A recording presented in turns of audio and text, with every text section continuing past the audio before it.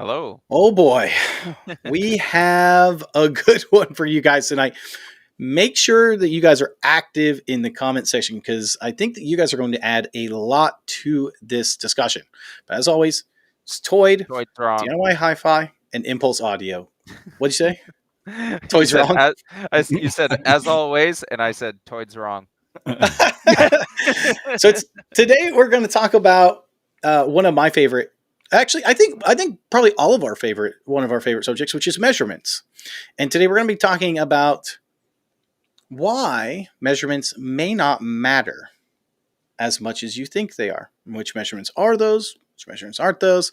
And Impulse Audio is probably going to disagree. And this is a cool thing. I don't think we're going to completely agree all across the board. So there's going to be a lot of back and forth banter.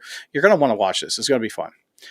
So I brought this up to the guys last week and I said, hey guys, I think we should do a show on why measurement speakers don't matter.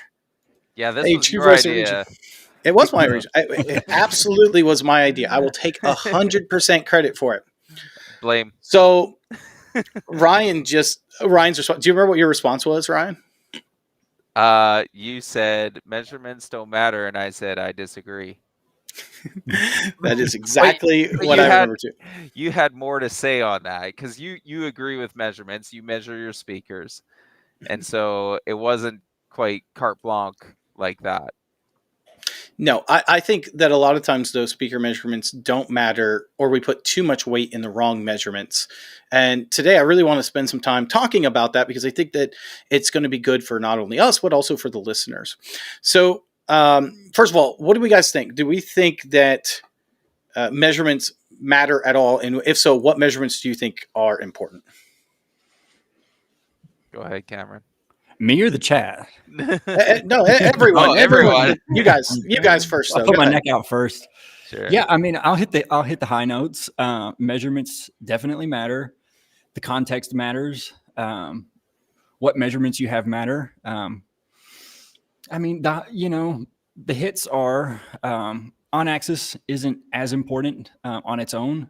It tells us a little bit, but without off axis measurements and some resolution, whether that's like 10-degree increments, whatever we're looking at there. But we need sufficient off-axis measurements because we know that sound radiates in all directions. And we live in rooms and we do everything in rooms which reflect that sound back to us. And so we're hearing a ton of the room in our ears. And yeah, that all comes down to what we hear. We don't hear them anechoically like we measure them. Even when we measure them in rooms, people see us measure speakers in rooms and they assume that that's what we're going to hear. But the reality is even our measurements gate out those reflections to a large extent. They can. They can. Depends it depends if you do that or not. So you can also not gate if you want as well. That's true. So there's a few different reasons we would gate them or not gate them. But yeah, I mean, what about you, Ron? You want to cut in? I can see it on your face. You're like, man, you're chomping at the bit, man. So my belief is that most measurements that people put a lot of stock in don't matter, and I'm going to explain what I think in a minute. But I want to see what you guys think first before I go off on a tangent. Well, based on what I'm hearing Cameron say, I think we're all going to agree that measurements do matter. Some of us think more so than some. Like we all have our subjective tendencies versus our objective tendencies. I think measurements matter a lot. I think any data is better than no data. Oh, I don't know, but I don't agree with that necessarily. Yeah, but I think that I'll explain why. I think the user has to be careful. Yeah. I think a lot of people who don't understand what they're looking at can fall into a trap pretty easily. So, and you quickly asked what measurements matter. Well, I think there's hardly any measurements I would dismiss. I don't think distortion matters as much as some people think. I don't know that. Yeah, I don't know that impedance matters all that much. I mean, you just got to make sure it's not wonky. For modern amplifiers, that is, some people. Yeah, it depends on what you're actually designing it around. Like there used to be, like with older amplifiers, the impedance, we really needed to make sure that we were keeping it fairly linear in order to get that to the frequency response to react the way that we think it should.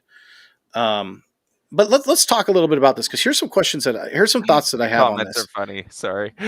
I know the comments are hilarious. Some of them I don't want to show. But Brian Burrow did say, "Hey, I just bought an expensive mic. Measurements better matter. I have the same one. It's the new Omni mic. For you guys that want to know, the Omni mic 40K is out. They've raised the price. It was supposed to be 500. It actually went up to 600. There's some things that you're going to want to know about that necessarily before you buy it or read the manual. But I'll have a whole video on that." And Lauren Speaker GM says, "Are waterfall diagrams included in the measurements we're talking about?" So let's start talking about what we're talking about. First of all, I rarely think an on-axis speaker measurement by itself is good. But unfortunately, if you're buying an already built speaker, that's almost always what you get. That's pretty much it. That's why I love what Aaron's Audio Corner is doing. He's taken these ones with those, and the reason why we say that. Now, the reason why I say this, and you guys, this is where I think maybe some measurements are not as important or can be taken way out of context, is if you take an on-axis speaker measurement, we don't know if the phasing is correct in the crossover region. We don't know what's going to happen off-axis. Is there like a lot of diffraction going on because of the shape of the cabinet or the shape of the front baffle? So people do some crazy stuff to those that make some pretty amazing off-axis errors that will not only have an issue with when you're listening off axis, but also with your room reflections. And so when I see, speaker manufacturers using this data, it's typically, this data of on axis measurement only, I get very concerned, because I know that all of us have seen a speaker that looks pretty good on axis, and then we look off axis and there's some huge issues going on where the crossover just was not designed correctly. I agree. The thing about manufacturers, as far as commercially available speakers go, is if you're showing us an on-axis measurement and that's all you're showing us, you've proven that you have a measurement microphone and you couldn't turn the speaker 10 degrees. And if you didn't, why didn't you? And we understand that there are really good reasons for that. The phase at crossover points is something you bring up. A lot of these manufacturers clearly use crossover calculators and things like that and slap them together. And so that may be one reason. Yeah, I agree with you on that, Cameron. If you can take an on-axis response, you're sure lazy if you're just not going to do the rest of them. And we're talking about anechoic conditions. So we're testing the raw abilities of the speaker, not, Okay. in room, you're not going to start twisting your speakers and stuff to see the performance. Like your room is going to do more. That's a different case. But if you're measuring the performance of a speaker, just take the extra time to measure off axis. And then there's another one that I'm gonna. Have you ever heard of entrapment? I know you're from Canada. Do you know what entrapment is, Ryan? Yeah, we speak. Well, I don't know what the context is here, but I'm gonna entrap Ryan here for a minute, because me and Ryan have had this conversation before with DIY speaker builders. One of the things I love about the Omni mic, the new Omni mic 40K, which there's very limited supply, and I'm not telling anyone to just go buy that at all. You'll want to wait for the video for whether that's going to be good for you. Is the new Omni mic will actually pick out, which Cameron was talking about earlier. It'll help you figure out where to place your impulse so that you cut out your room reflections. Okay, right? But me and Ryan have talked about this before, because Ryan has even said to me, "Nick, I have seen people." I hope he doesn't get mad at me, but I don't care. He said this. It's a long time ago. It was like 5 years ago. But he said, "I've seen these measurements that people have taken with their measurement microphone that have not filtered those out correctly, and I know those measurements are incorrect." Oh yeah. Yeah, I think a lot of amateur DIYers measure their speakers incorrectly, or they'll get a very nice looking response because they measured it in their living room with an 8-foot ceiling. The test system will automatically set the window at like 600 hertz, and then they'll do a near field splice, and they'll get this beautiful flat response from like 100 hertz to 1,000 hertz, and they think, "Wow, look at that!" And I mean, the what the windowing does, like if you window your gate window, whatever you want to call it, if you set that at say 500 hertz, maybe 3 milliseconds or whatever that works out to, your data is crap to about 1,000 or even 1,500. It's just crap. It's just a flat line. Don't even look at it. That's why when I'm doing measurements, I'm trying to get that window out to like 12, 15 milliseconds. So my window is set at like 80. And then I know my data for that speaker is good from 160, 200 hertz and up. Think about an octave. I'm sorry if this is getting really technical, but you don't want to use data below about an Oh, hey, sorry. you picked this topic and you know where I No, keep going. About the octave. No, I think this is really good stuff. Actually, keep going. yeah, no, you want to throw away about an octave above your gate frequency, in my opinion, maybe even two. Like if it's a larger diameter speaker, if I'm gonna be crossing a 12-inch woofer at like 800 or 1,000 hertz or something, I'm gonna work really hard to get that gate down to 50, 60 hertz because I don't want to use any data. I want good data down below 200 hertz. Yeah, and there's other ways you could do that. You could do close miking and other ways that you can do this if you don't have a way to get a speaker outside to a good location. We've all seen Ryan pick his up on top of a ladder, have it like looking over the ocean, and just playing all of these. All of these to get as little reflections as possible, because the reflections are going to depend on where the first reflection point is in your speaker measurements, and the first reflection point is going to depend on its length or distance to whatever it's reflecting off of.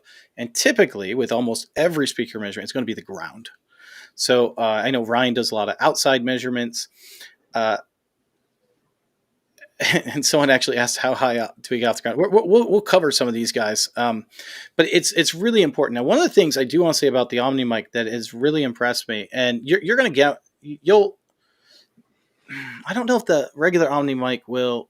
There's a new software, and I haven't tried the Omni mic V2, but I know the 40K will automatically find the gate and just A lot of software put it out. will, even But this, the free ones will. They'll at least attempt to find that first reflection.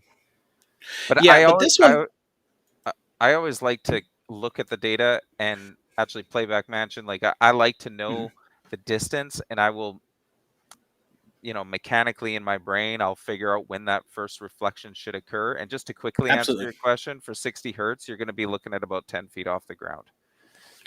Now, back to what I was going to say, though, is I think you'll be interested at how well it does. I've taken my speakers outside and measured them, and then measured them with the Omni mic, and the Omni mic does a really good job. They call it the blended mode, and I don't know exactly how they do it as far as the software goes, but I found it to be very accurate of a response. So I'll be interested to hear your opinions when you get one in, because I'll be interested to see if your findings are similar to mine. So is the blended mode taking the windowed measurements? So say you get data from 200 hertz and up, and then it's taking the raw reflected data and blending them together? Yes. Correct. Yeah. So, I mean, It that doesn't. works. That totally works, especially if 10 feet off the ground or something. Oh, my computer just did a bunch of silly things. Can you guys still hear me? Yeah, you went Yeah. black for a split second, but you're back. Oh, okay. Whoa! Hey! We don't need to go there, Cameron. Jeez.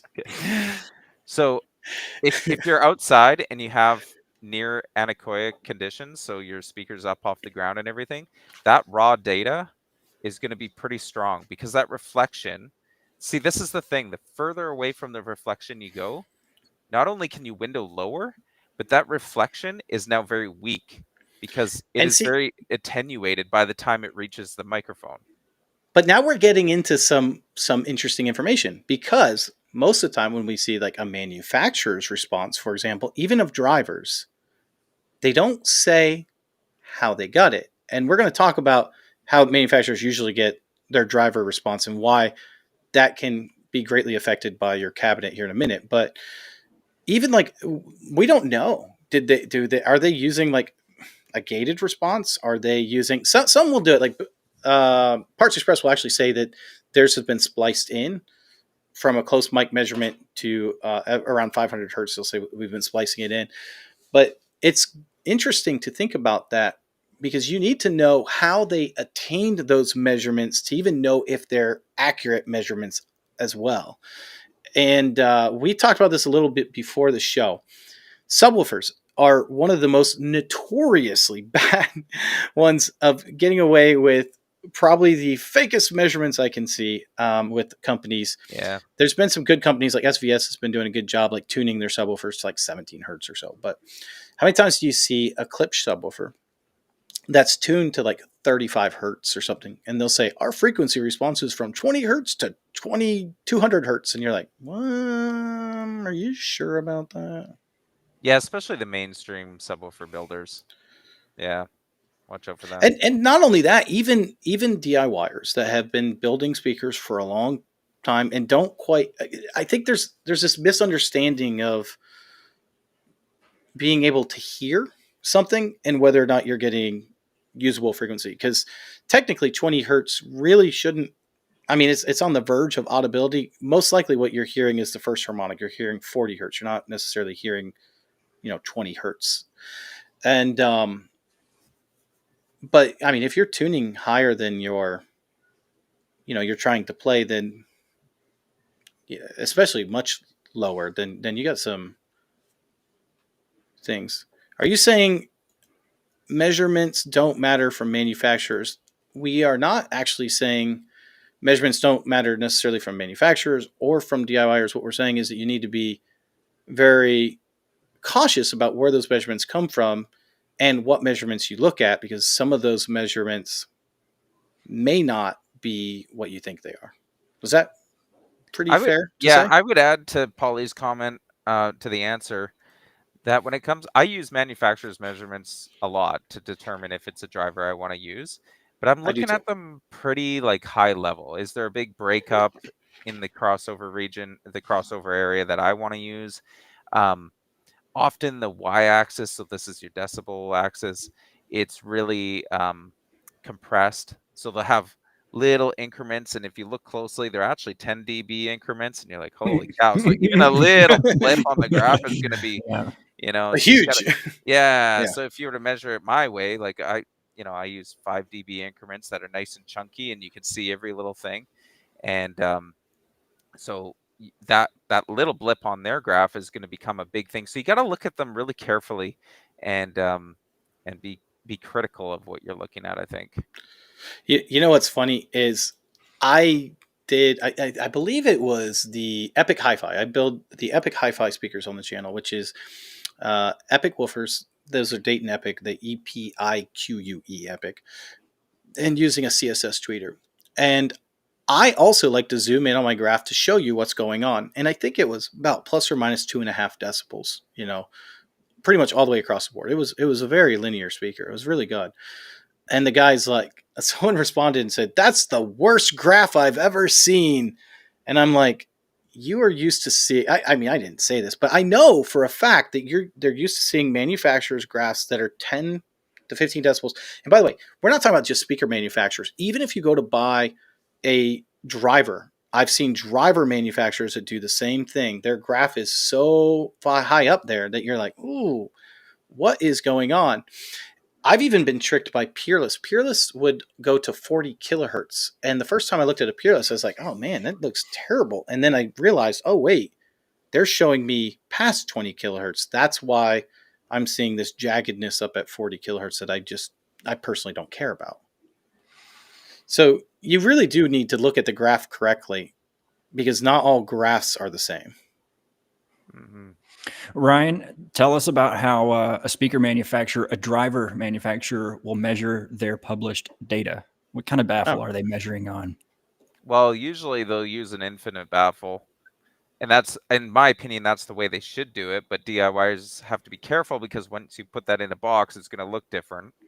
So let's explain why a measurement would look different on an infinite baffle.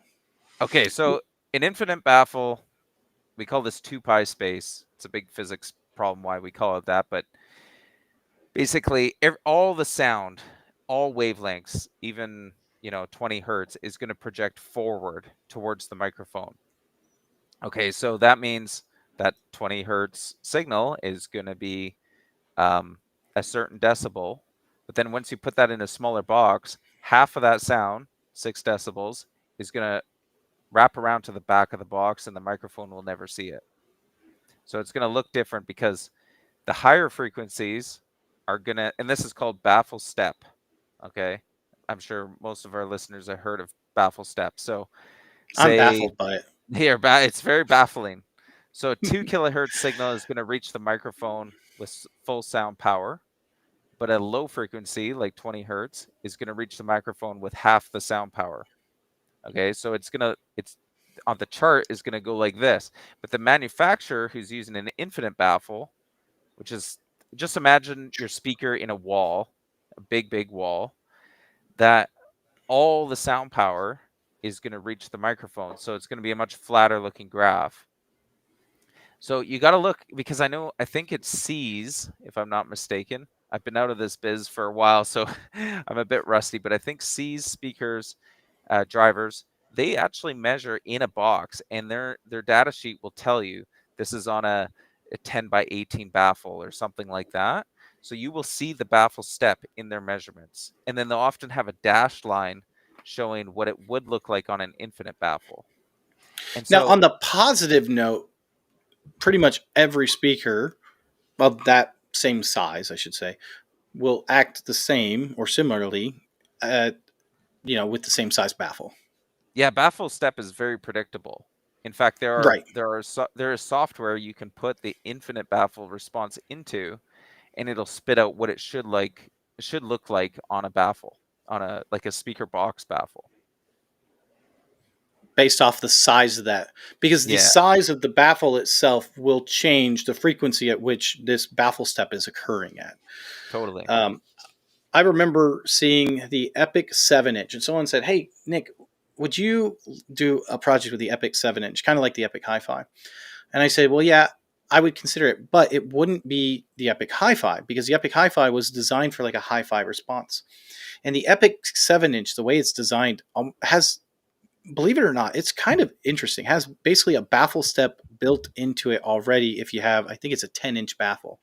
So if you use a 10-inch baffle, you're already pretty much have your baffle step already taken. So the problem with the Epic drivers, though, is that they're not sensitive. They don't have a good sensitivity to them. So you almost always want to pair them with a second one.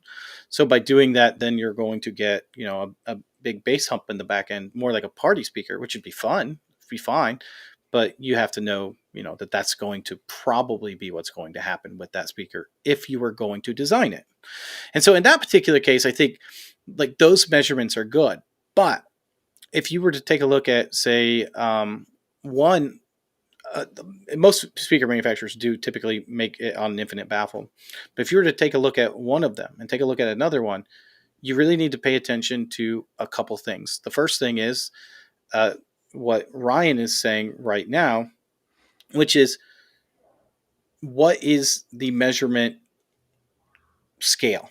Are we 10 decibels? Are we 5 decibels? Are we 3 decibels? Are we 1 decibel?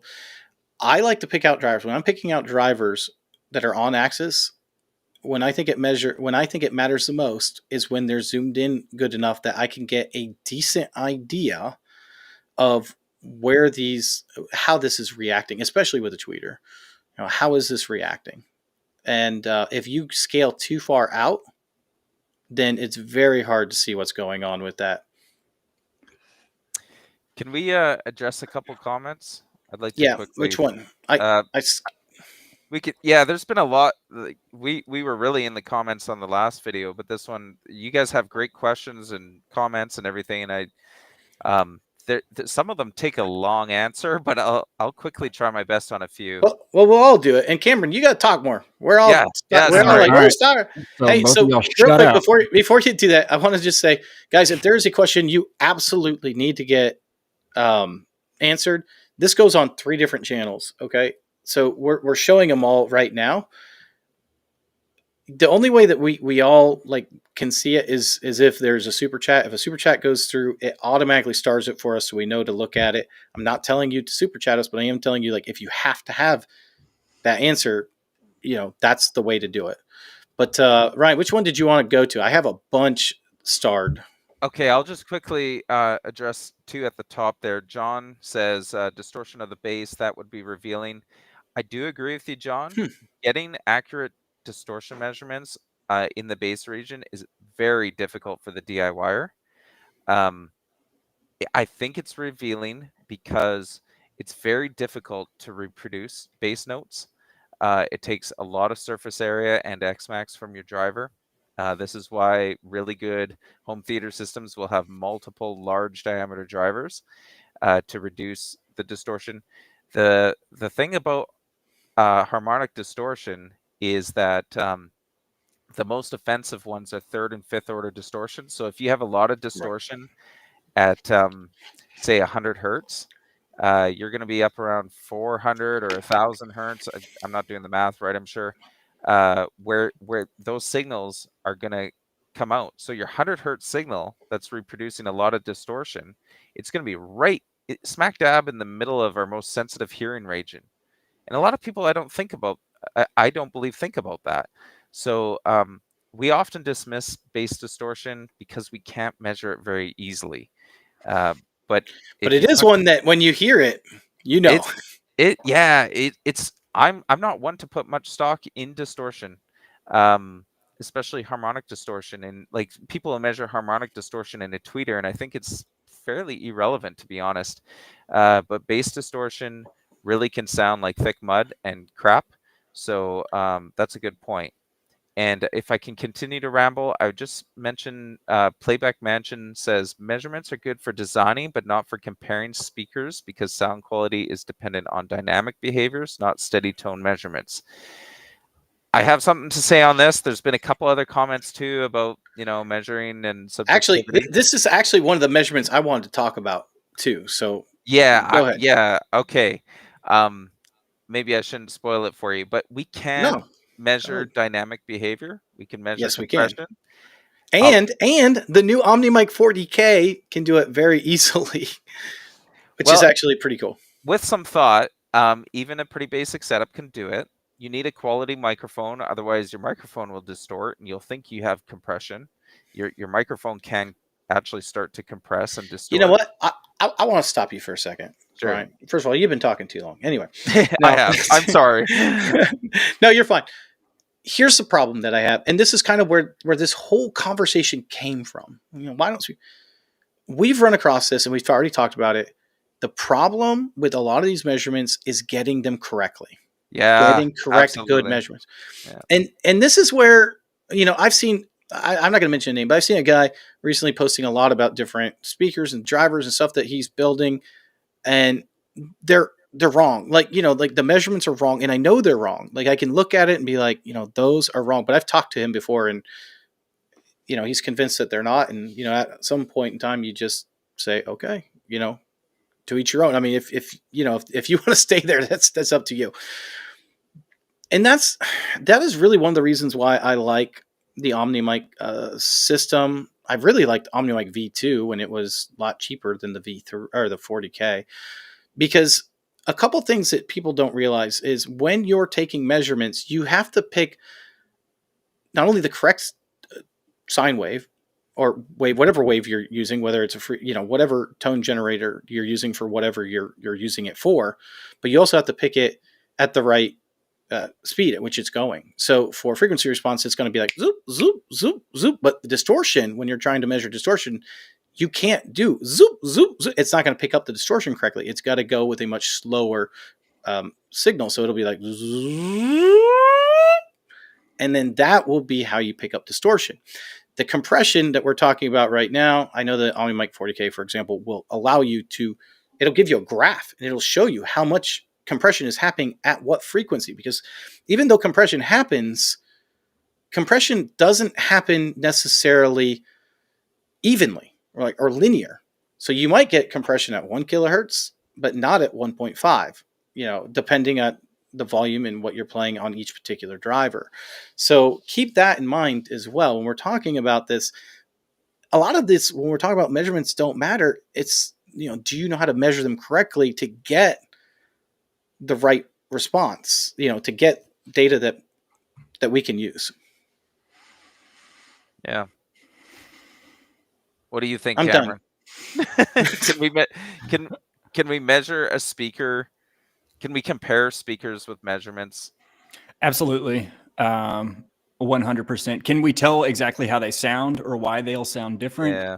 To some extent, maybe. But subjective distortion profile is going to make up a large part of our perception of how something sounds too, perhaps. But I mean, the on and off axis can tell us a lot about a speaker's in-room response, and the in-room response is what we hear, and we can not only predict that, but we can measure that really accurately. And so, yeah, I mean, exact tonality, there are things we still don't maybe understand, but for the most part, we can really technically understand what's going on with the speaker by just a few simple measurements done really well. Um, an in-room Such as measurement. what measurements? Such as what measurements? What measurements do you think? Like, if you were to say these are the measurements that I think are most important, what are they? And I want to hear from Ryan too, because I think this comes down to it too. If we think these measurements are important and these are not measurements we're receiving, then that's something we should think about. Distortion is usually the last. I mean, if I've just whipped up a crossover, I like to measure distortion just to get an idea of what's going on. But I mean, this last 3 days I've been measuring, doing on and off axis, and then I've been not only that, but I can take an in-room response and I can see exactly what I thought was going to happen happened. Right. So it's not this guessing game. We can on and off axis measurements can tell us a lot about what a speaker is going to do in a room, and that's kind of all there is to it. Like the last 3 days have proven that for me personally.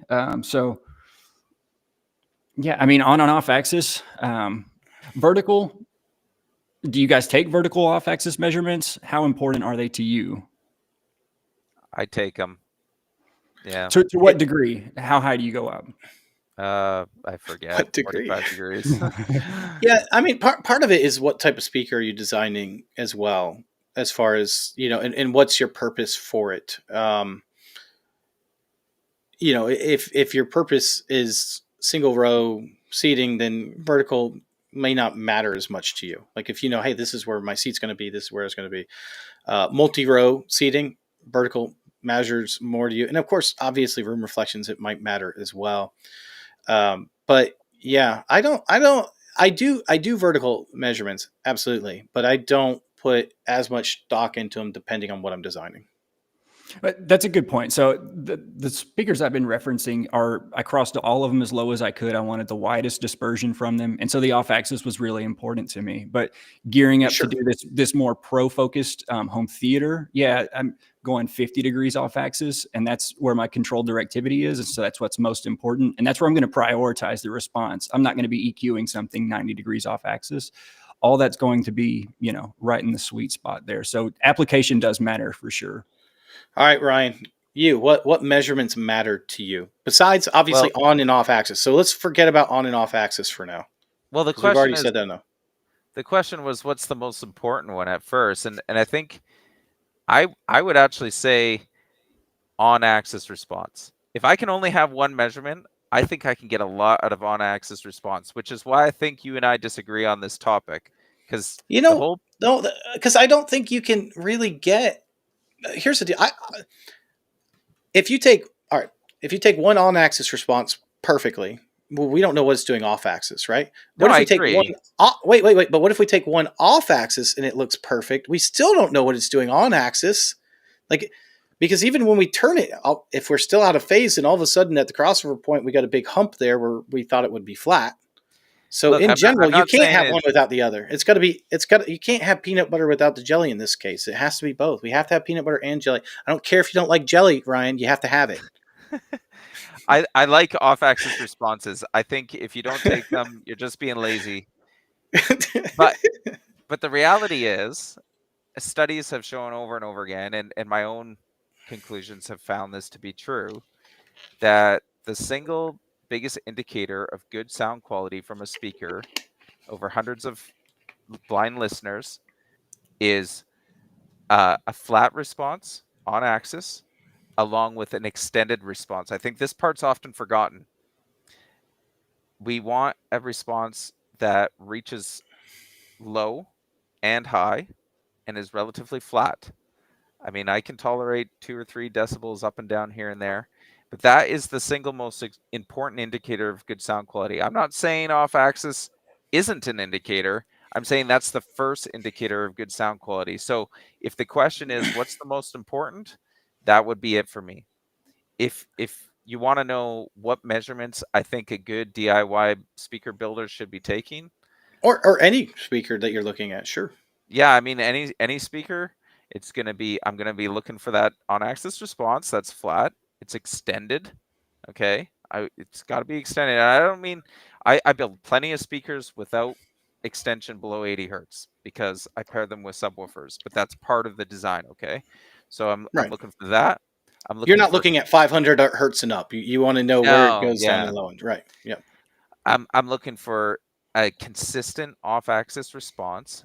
I prefer one that falls off as you move off-axis to reduce the amount of room influence. But if it's consistent and wide, that's fine too. It's kind of 90s to me. That's what people would look for in the old days. Now I think everyone kind of generally wants it to fall off. And then I would say after that, I'd be looking at compression. I'd do that before distortion personally. And I think these are measurements that we don't usually take, right? Compression measurements. And I think this is one of the ways where I think the new Omni mic will allow a lot of people to get better measurements and get better sounding speakers than they're used to, especially if they're making something like home theater or something that they're going to listen to loudly that can have large dynamics. Music can obviously have large dynamics. It just depends on how loud you listen to them, right? So I think that compression is going to be really important. And I also, Lorenz Speaker GM asked, "Hey, are waterfall diagrams included measurements that we're talking about?" I think waterfall diagrams can be extremely important to show you any ringing that might be happening. That can really help out when you're doing crossover work. For example, just because a speaker plays flat to 2 kilohertz doesn't mean that it doesn't have issues. So maybe it has a lot of ringing at 2500 kilohertz. So maybe instead of being a two-way speaker, maybe with that tweeter, it would be better off with a three-way where you can cross it over a little bit higher and try to get rid of some of that ringing that would be occurring otherwise. I like those measurements. Obviously, I'm a fan of distortion measurements more so than Ryan. Obviously, Ryan hates distortion. Actually, he loves distortion. No, I don't. Give me more distortion. He said, "Give me more distortion." and then some other ones that I think a lot of people don't take into consideration are ERB measurements. And I think ERB measurements can be really helpful to a lot of people. What are ERB measurements? So an ERB measurement is an on and off axis measurement, frequency response, but it's this type of smoothing that's applied. So instead of being like a 12 decibel per octave, and by the way, this is the other reason why we haven't talked about why measurements are bad, is the amount of smoothing that some people put on it. It's like insane, right? Like it's crazy. You can smooth out a choppy measurements, like butter. Oh, it can look amazing. Yeah, you can make a terrible speaker look great with the amount of smoothing that you apply. And by all means, guys, if we take a measurement, we can just go in our measurement program and we can change the smoothing to whatever we want. Now, typically it's about 112 is what most people are measuring speakers at, some 124 around there. 1.3, you'll see a lot of people that are doing it. But ERB, the reason why they did that is it's supposed to typically simulate more of how you hear. So the way that you can look at an ERB measurement, if you're designing a speaker or if you have one that is already built, is you can see if there's any major or even minor humps that are coming up that are like, that's where that's coming from. That's what's bothering me, because it's going to give you a better idea of how you specifically, well, a human in general, hears that speaker. It is a very smooth measurement though. But the only reason why you're using an ERB measurement is to look to see if there's major dips or major peaks that are still occurring with your ERB. What does it stand for? I have no idea. Ear retention benefit. I'll take it. That's not true. I have no idea what it stands for. On the topic of smoothing, so we're designing a speaker. All of us are probably using 12 octave smoothing.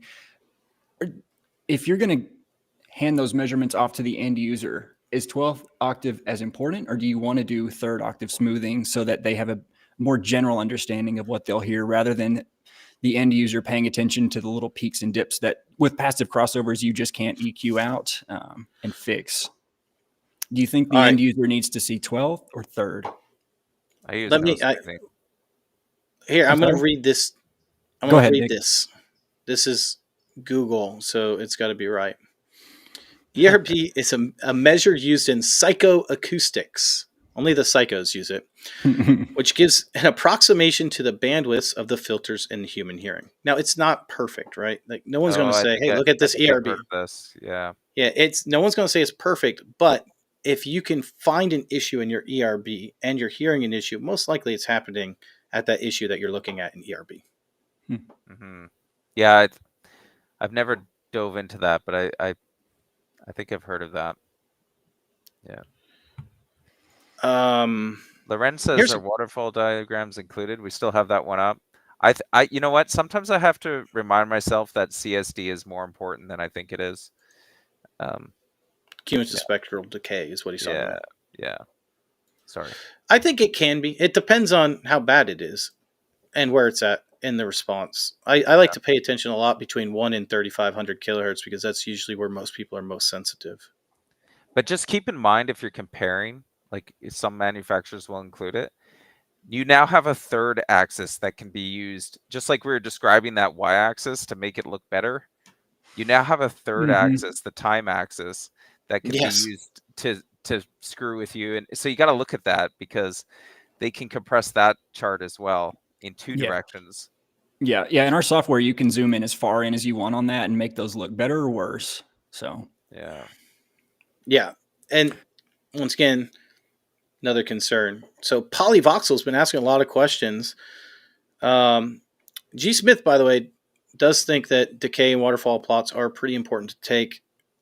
I'd agree That's with G completely. Smith. Yeah. I sometimes in my videos, if you watch my videos, I'll go, don't pay much attention to this. I show it because people ask, but yeah, it's more important than I let on. It is, but as long as you understand what Yeah, you're you got to know reading, what you're and looking at. You got to know what you're looking at yeah, for sure. because that's kind of the issue. And really, honestly, this is kind of the problem with a lot of these measurements. Is a lot of people are starting to get these measurements, but they're like, I don't really know what this means, but it looks good. And you can take a waterfall measurement and make it look good too, even when it's not. So you gotta be careful with that. But I don't know if this is relevant, but this is Polyvoxel talking, not me. Yeah. But how do you perfectly time align subwoofers to our main speakers? I tried using impulse response, but the graph looks completely different to the speaker impulse. Mm. Anyone, you use time alignment, obviously, use delay, and you usually use the impulse. So I'm not sure what you're Yeah. seeing that's different. So I would actually use distance. I would just use distance, convert that to like milliseconds. physical measuring. Yeah. So I would probably, if my phase on my amplifier and whatever else you're using, DSP, if it's all set to 0, I mean, ideally you have multiple subwoofers in your room, and I would just forget this whole concept altogether, Polly. I would just tweak phase or delay or whatever you're using until you have a nice blend at the crossover point, and EQ from there. But if you are really concerned about it, perhaps your subwoofer, you're using it around 150 hertz or something, and so you're a little more concerned with it, then I would use distance. And if you just take the speed of sound in meters, sorry, how would you do that? So you would go the distance divided by the speed of sound should give you your time, and then you can take that time and put it into your DSP. and So, we're not blending these measurements, we're gating them. These are all reflections, right? well, I think he's No, in a room. yeah, Yeah, you don't. When you're in a room, you do not want gated measurements. That's another thing. And I have seen people give room measurements with gates, and Yeah, they No, look great. Yeah. they look fantastic. I've seen that way too many times. They're like, look how flat my subwoofer is. And I'm like, yeah, okay. And there's nothing wrong with that. It's just you don't know necessarily how to take those measurements, and that's okay.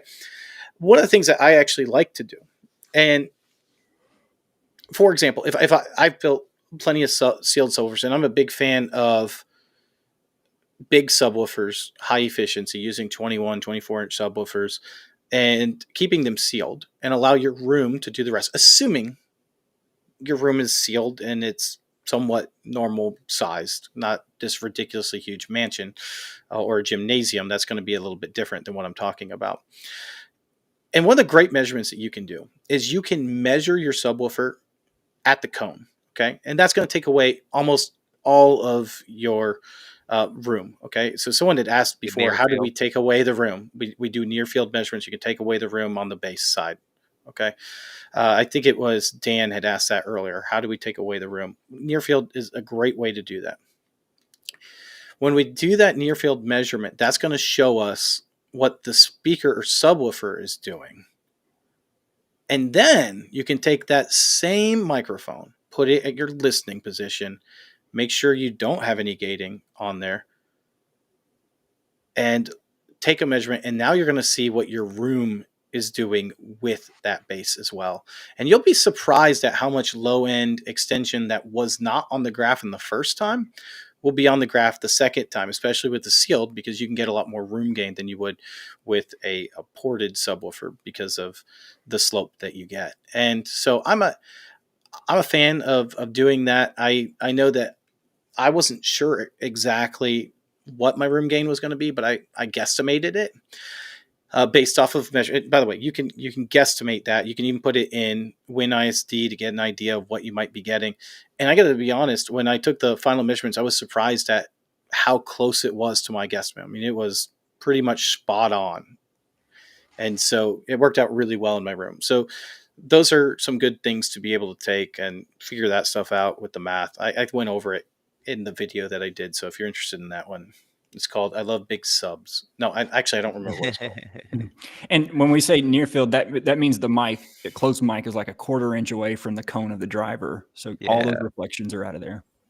Yeah, just not too close. Like if you're going to be really pushing that subwoofer, not too close because don't hit the microphone. Yeah, well. Yeah. Oh. Yeah, close, but you also have to remember to turn it down or you'll clip your microphone. Overdrive. Yeah. Exactly. Can I just address MW there? And I think I should also just clarify with Polly. When I say that, I'm not measuring the delay. I'm saying measure the distance between your speakers, measure the distance like from where you sit to the speakers and where you sit physically to the subwoofer physically. The distance difference is how much longer the sound has to travel to your ear. So if it's 2 feet and then if it's 2 feet from your speaker and 1 foot to your subwoofer, then you take the difference, which is 1 foot.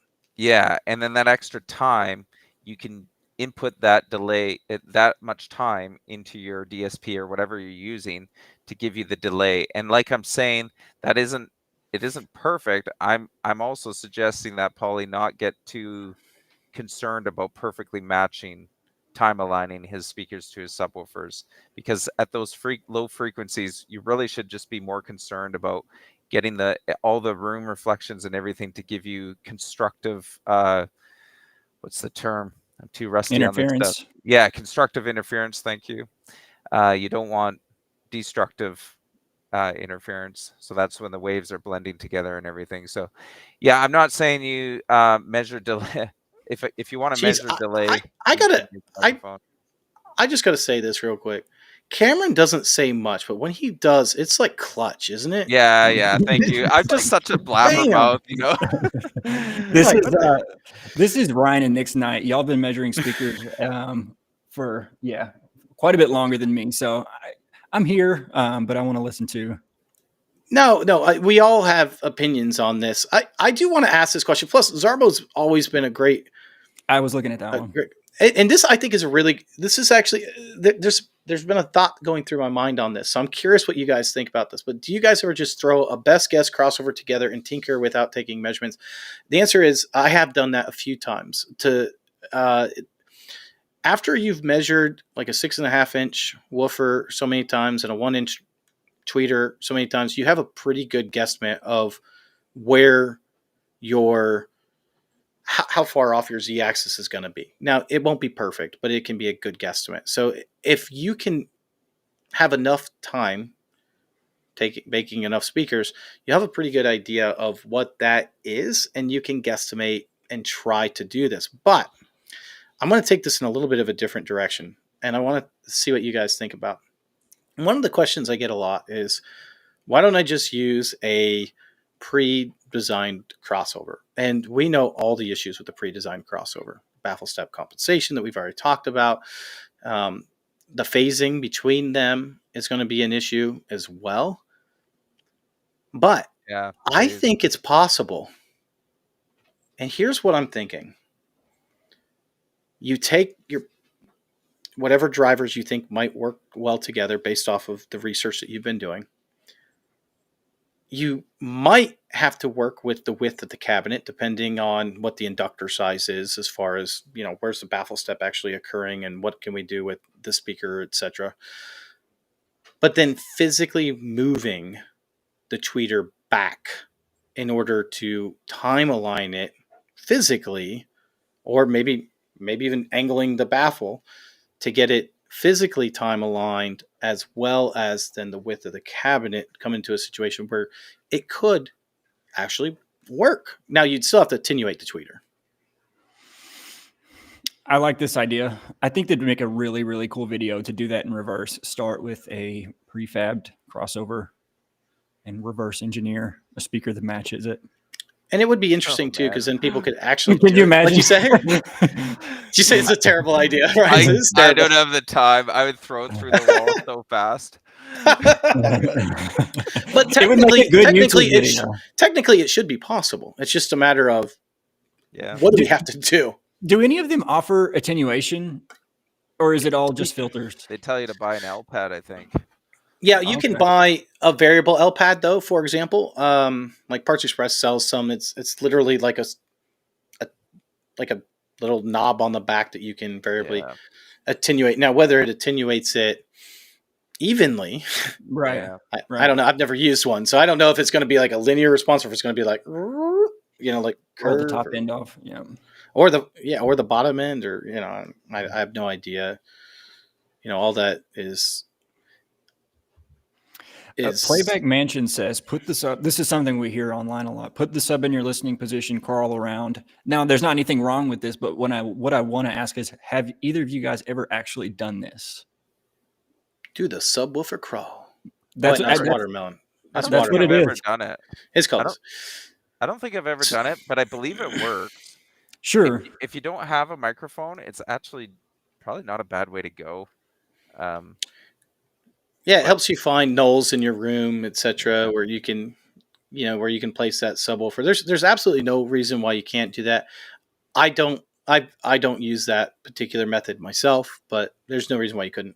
If you do it, even if you don't have a microphone, you should be able to get a sine sweep somewhere. Get like a 0 to 300 hertz sine sweep, or the full thing, and play it slowly. So you can listen to it. Lots of sweeps, like my measurement sweeps, they'll be like whoop. We get one that's real slow, whoop, and because whoop, yeah, not that fast, nice and slow, and listen, and listen to it a few times in each spot, because I think most people who do this, they'll put on like some kind of electronic bass music or whatever, booch, booch, booch, and then they crawl around. Well, you're finding the spot that sounds best for that one note wonder, right? Mm-hmm. Yeah. Right. What I find funny is my car, for example. I have it. The speaker system's terrible, and it really is. But it has a subwoofer that plays like one note. It is. I don't. I have not tested it, but when it's hitting and when it's not. Most of the time, it's not.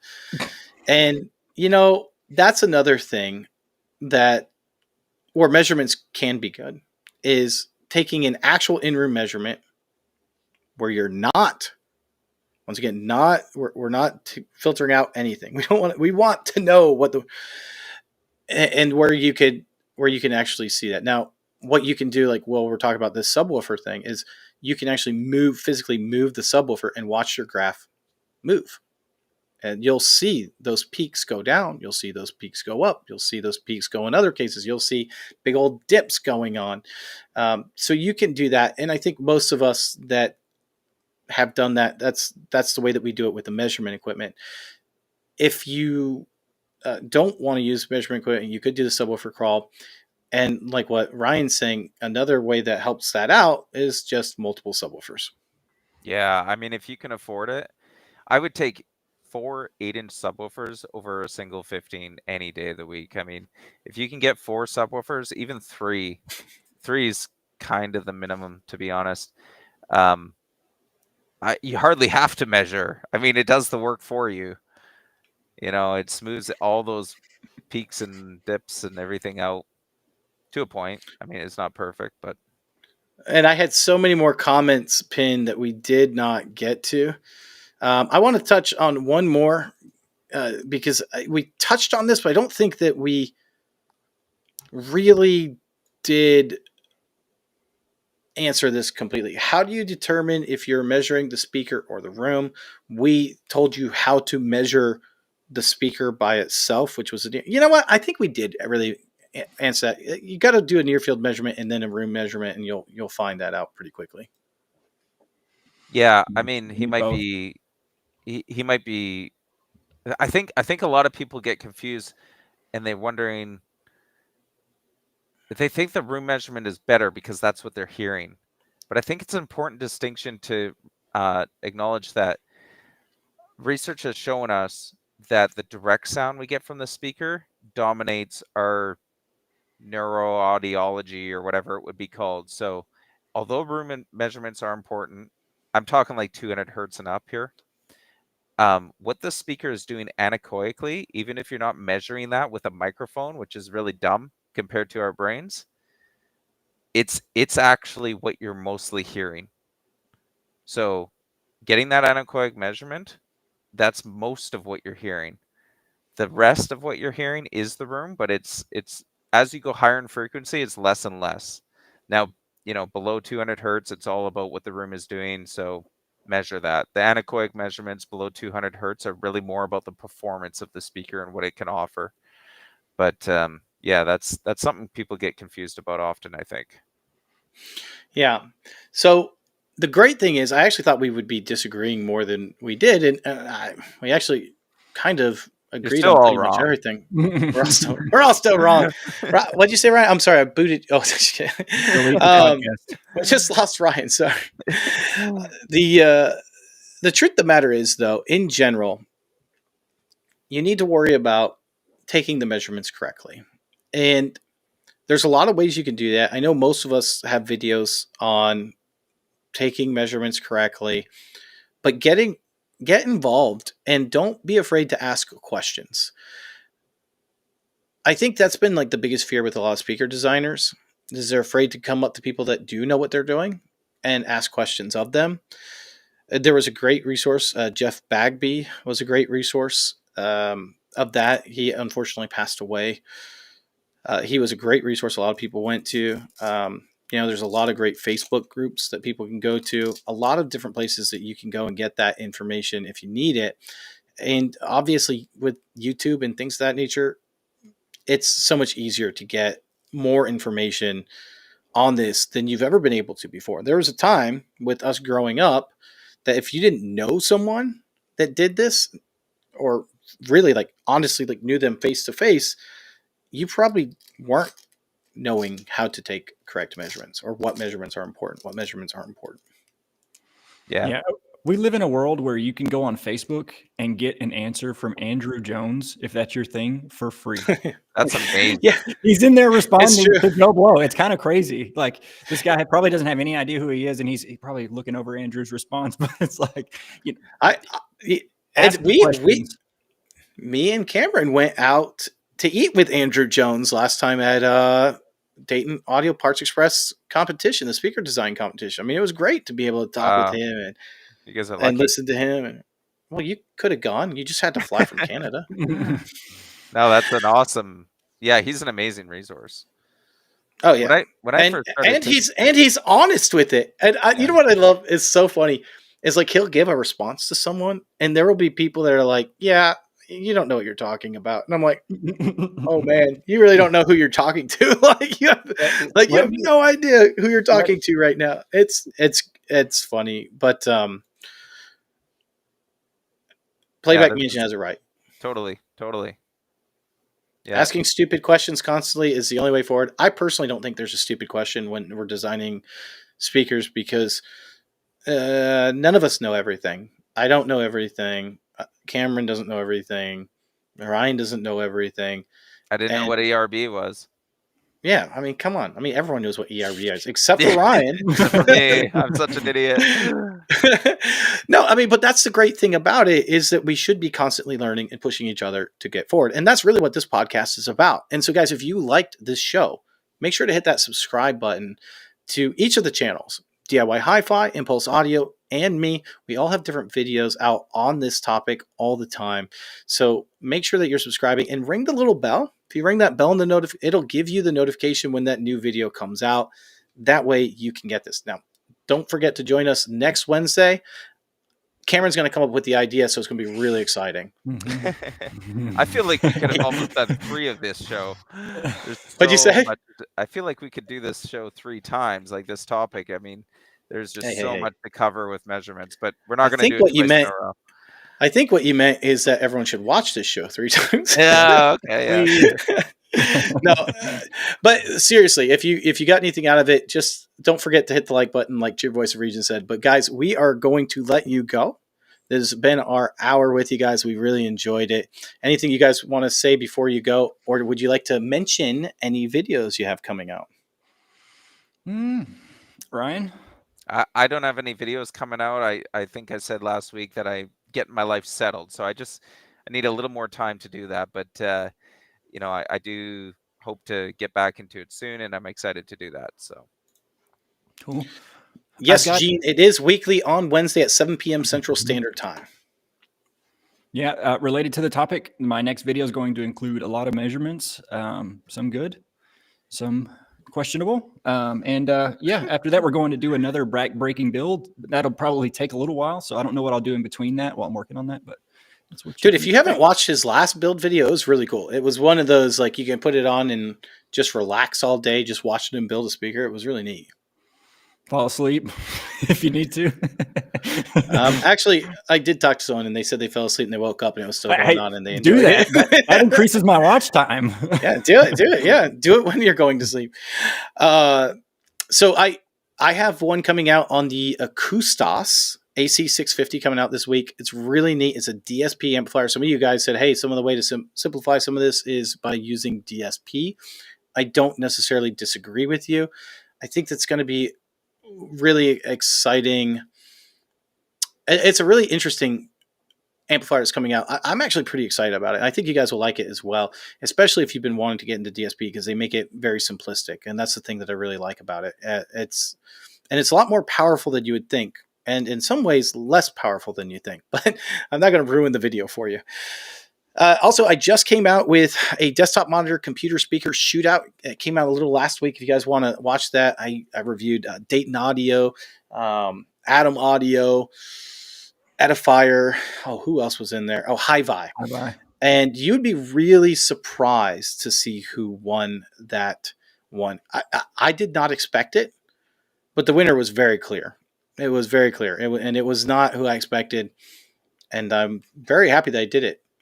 And there's actually one of them that I don't even use. And you can find out which one that one is too. And I would tell you, don't buy it. There's a much better one.